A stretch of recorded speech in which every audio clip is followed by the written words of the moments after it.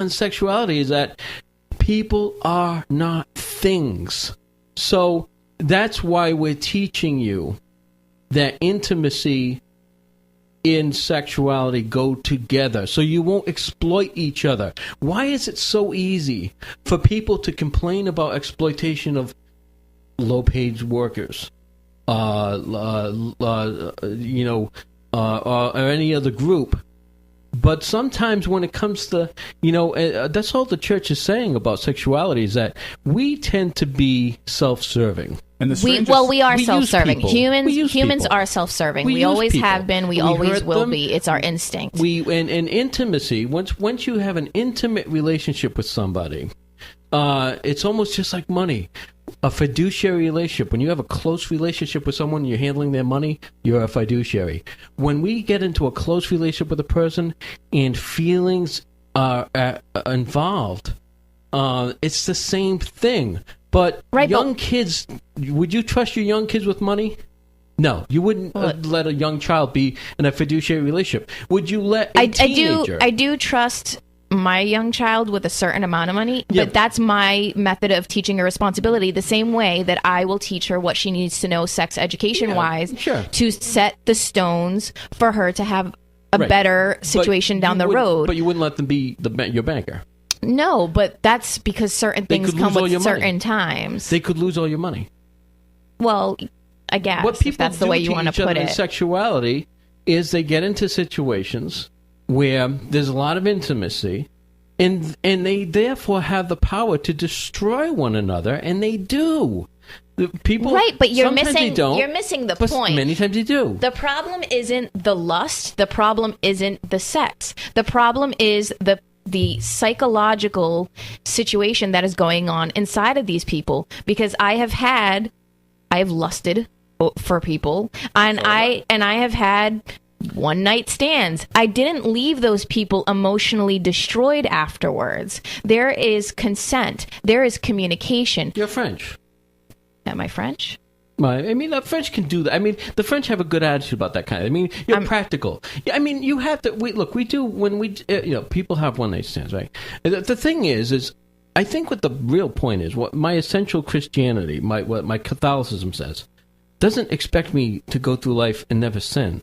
It knows I'm going to lust. It knows the spirit is strong, but the flesh is weak, right? It knows you're going to do it. The thing is that when you are in your sexual life, you are always responsible to be careful of the feelings of the other person, because just as we expect teachers to be careful about the children they're teaching, just as we expect... Right, you do have someone's emotions in your control, in your hands, and you do have the power to destroy them. It's a trust and a confidence. But that's where a general format sex education needs to come in while these children are young, and they are understanding their bodies, their hormones are kicking in, and they need to know that these are the parts of your bodies, but it also goes along with emotion, respect, privacy, trust. You can have all of those things with people you are having sex with that you are not in love with. And the Catholic Church wants to say, you have to love this person. You have to want to marry this person to have sex with them. I think you're right that when you do that, look, it's kind of like when the boys, boys have this is sexist, but boys have this gift.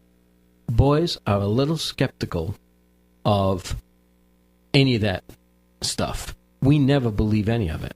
We always, when Sister Goody Two-Shoes is telling us that, even when we're in second grade, we doubt her. Even when we're in second grade, we're like, well, that's Sister Goody Two-Shoes. And that is a gift that, I don't know, I can't speak for women, but I can speak for a lot of men, a lot of boys. We always knew. We always know that there's a level of Goody Two-Shoes that is elevated above the truth. And the truth is that you're going to fall below that standard, and then you have to be responsible in it.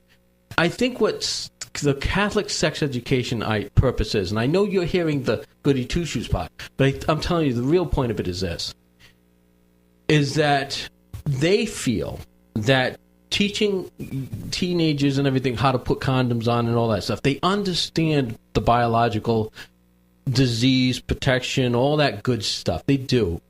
But their real sense is, what's more important is the feelings, what happens to people emotionally, and let's face it. I mean, kids are tender goods, feelings wise, and they do destroy one another. They do break each other's hearts. Even when it doesn't come to sex. I mean, friendships, that's where you go through all your heartache is through your teenage years. They're ruthless. But sexuality is a deep level.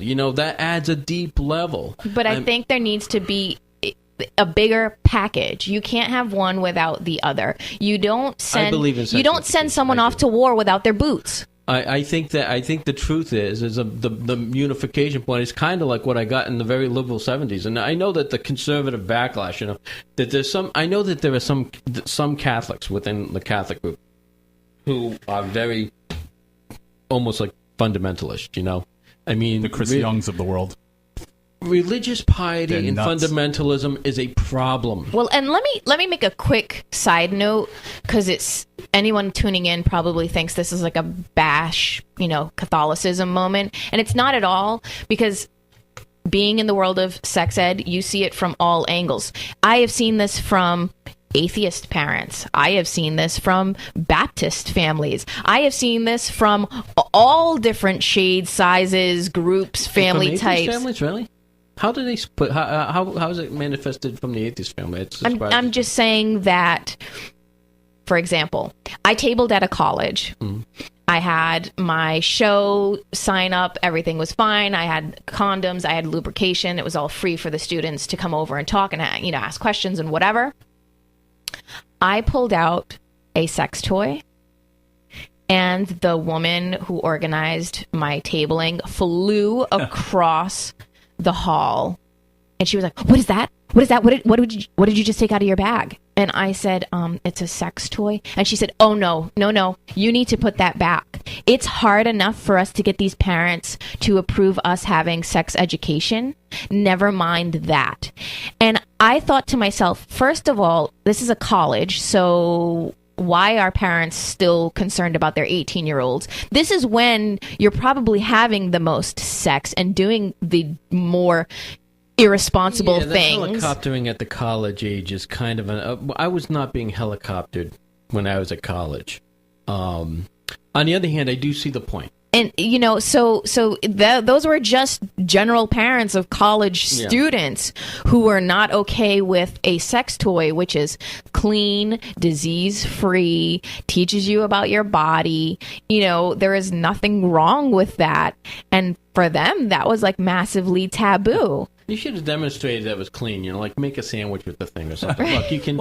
It spreads. Look, when you said demonstrated, I was like, "Whoa, where are we going with this?" It makes julienne fries. It slices. It dices. I'm icing the cupcakes. It's beautiful. Look. That's the strangest thing to me, is that the perception is that New England is this bastion of forward-thinking, progressive thought, and yet absolutely it is not. Painfully puritanical. Absolutely. Painfully puritanical. But the funny thing strikes me, I'm a Catholic. The Puritanism isn't in the Catholic Church. Mike, I saw that when you were running for Congress. I got beat up a little for supporting you because there were these hardcore gun nut type leave me alone out in the woods, hillbillies. The jihadists. They don't know it. But they're just like the Muslims. The Muslim jihadists. They're just Christian jihadists. They're the same. They want fundamentalism. Yeah, they're the extremists in every religion. They would stone you to death. I mean, it's nutty. I mean, it's like calm down with the piety. I think the unification. And that's why we should legalize marijuana. I did absolutely. When I was in 5th grade. This movie we saw. We go back to the movie. He's still damaged. So I still remember the good-looking blonde being shaved. She never ate SpaghettiOs again. Before she delivered. I mean, we saw it all. It was graphic. It was like, wow. I remember that. It was a film strip when I saw it. Holy mackerel. And I'll tell you. Oh, you're talking about like giving birth? Is that what you guys watched? Let me tell you, she was still a good-looking woman. Miss Ballbreaker from Porky's. She was still a good-looking blonde in it was like... This was a very graphic movie. So I got very liberal education. Right, in the but think about system. how backwards that is. Like, here, kids, learn how a baby is born, but I can't teach you how it's made. No. Before that, the movie covered, soup to nuts. It didn't show. It didn't really. I don't recall.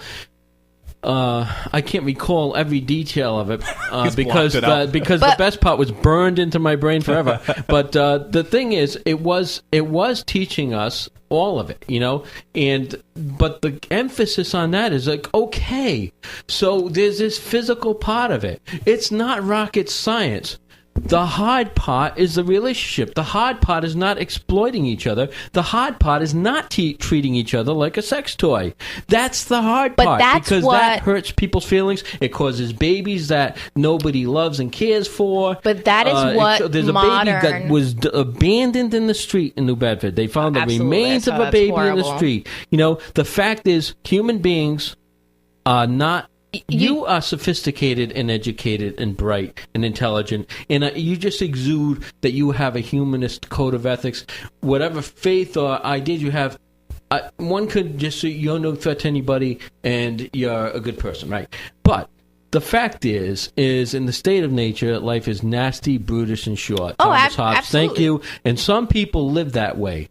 And, the Catholic reaction, I think, to Planned Parenthood, for instance, having like a class for teenagers, and they're gonna have a light supper, and they're gonna learn how to put condoms on sex toys. But hold on a second. The reaction. The reaction is that they're missing the point. No, it's you like, keep. I can teach that easily. You keep it's the missing. Relationships. You keep missing the most important part. This is not about putting on condoms. Today's sex education, especially where I come from and the groups that I am involved in, are a lot about emotional, physical relationship abuse, a lot about consent, a lot about. Well, that's good stuff. I mean, I think I'm all for that. We don't go into a college and put a condom on a banana. That is not. I mean, that is part of it. But see, when you take out the sex toy, don't you think you're distracting from that? That's an excellent message. But when you take out, you really have to. I mean, I have like if it's a really few minutes. Sex toy, you could just distract people. Ridiculous. You use something that looks like a penis. You don't use, But why use it at all? Your point is excellent. I mean,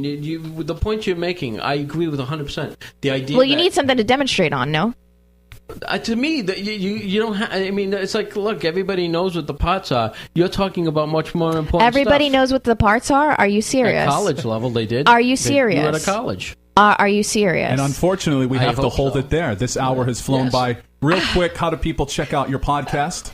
My podcast is blogtalkradio.com/raw sex. What's going on with the Mike Gardiner Show? Tell us. The Mike Gardiner Show is where piety goes to die. But we do, in deference to Alicia, we do have a theme song that sounds a little bit like lap dance music, because sexuality is interesting, So we got this little clip that begins the show with that's from a Van Halen show. I think Little Guitars. I think no, I think it's Little Guitars. But it's like and it's sexy, It's stripper music, 80s stripper music. Sex is a wonderful part of life. I just think I'm all for sex education. Thank you, guys. I hope we can do this again soon. We're done. Check out TonyJones.org, Facebook.com/The Tony Jones Show, on Twitter @TonyJonesNRI, and of course, don't forget to check out the Coalition, coalitionradio.us. Thank you all for tuning in. Make sure you check out the podcast where you can listen on your schedule. Bye, everybody. Bye. Bye.